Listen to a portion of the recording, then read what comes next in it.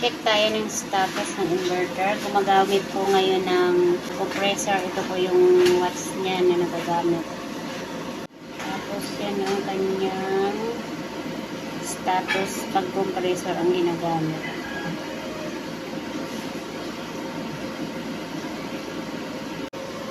Ito po yung sa breaker.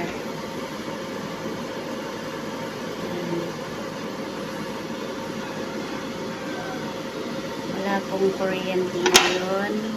Walang utility dahil brown out si Uncle Romel.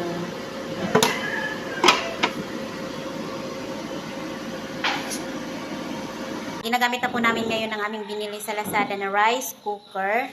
Ito po yan, Astron. Ang tatak niya, Astron. Kumukulo na po yan siya. 30 minutes. Sakto, kumulo na siya. Yan na. Tapos, ito po yung aming status ng solar. 447 watts po yung lumalabas po dito. Na yan po, yung rice cooker po yung nakasaksak. At saka yung aming freezer. Tapos, gumagana pa yung panel niya.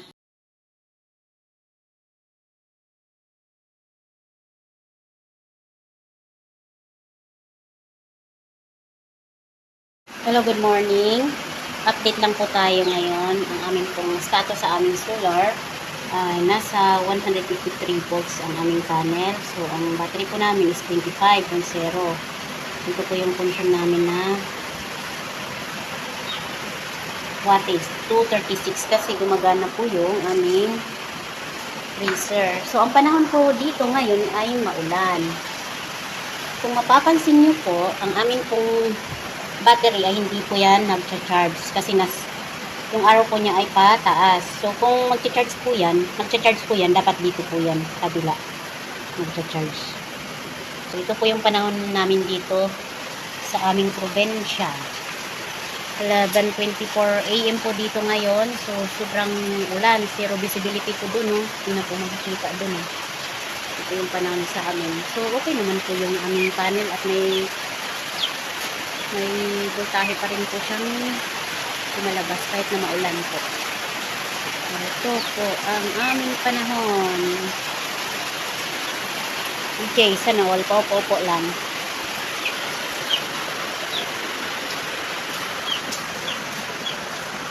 Ito rin po yung kanyang breaker.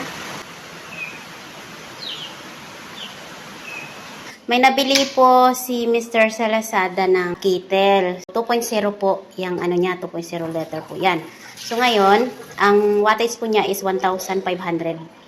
So itetest natin kasi kararating lang ngayon. Itetest natin.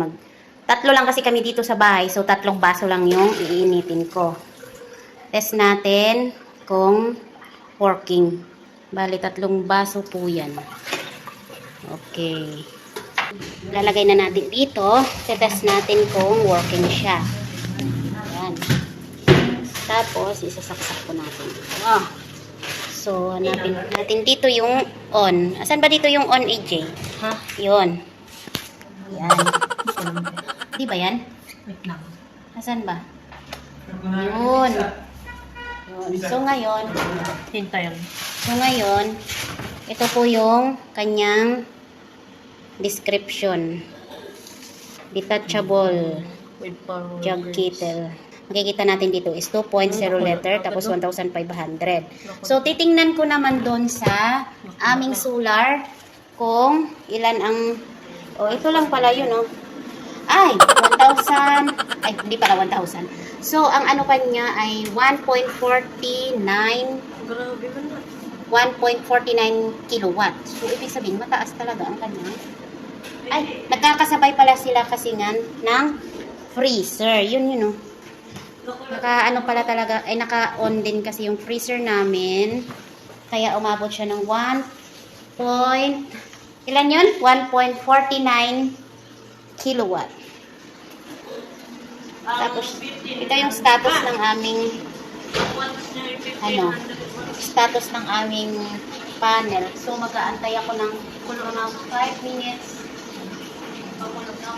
Tingnan natin kung ilan talaga ang ano niya kapag hindi na naka-on yung freezer. Antayin natin.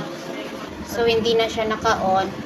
Yan na yung wattage niya, 1.27 kilowatt. Ito,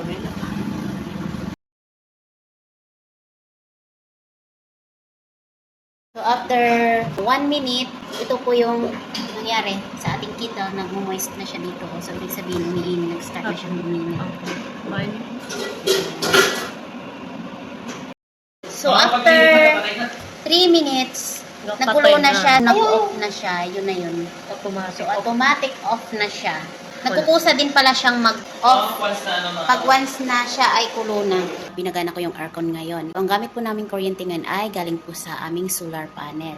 So ngayon, aakyat po tayo doon sa taas kasi nasa kwarto po namin yung aircon. So ipapakita ko po sa inyo yung status ng aming inverter.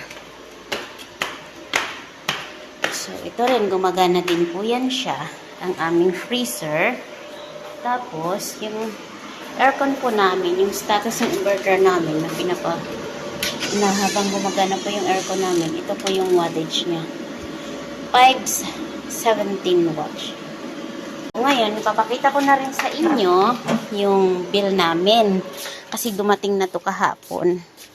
Na-late nga po sila ng kanilang pag-reading. Kasi usually, talaga is every 26 ng month po yan sila nagre-reading. So, ngayon na-late sila. Ito na po yung bill namin na dumating.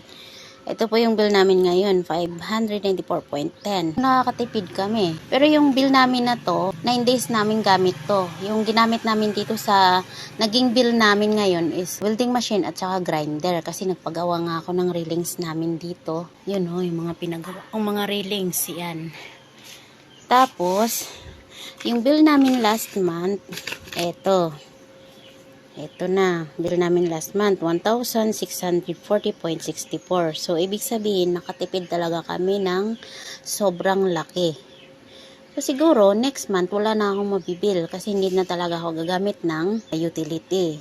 So, maganda at makakatipid na talaga ako. Sa halip na ibabayad ko sa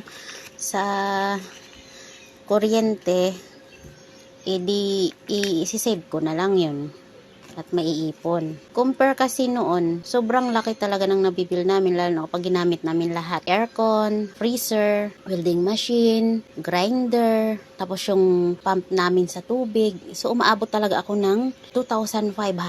Ang laki ng tinipid ko. Ito, ngayon, compare yan, 594.10. Compare dito sa 1,640.64. Siguro, next month, wala na akong maibibil. Kasi hindi na ako gagamit talaga ng kuryente nun. Puro solar na. So, yun lamang po ang update ko ngayon. Thank you!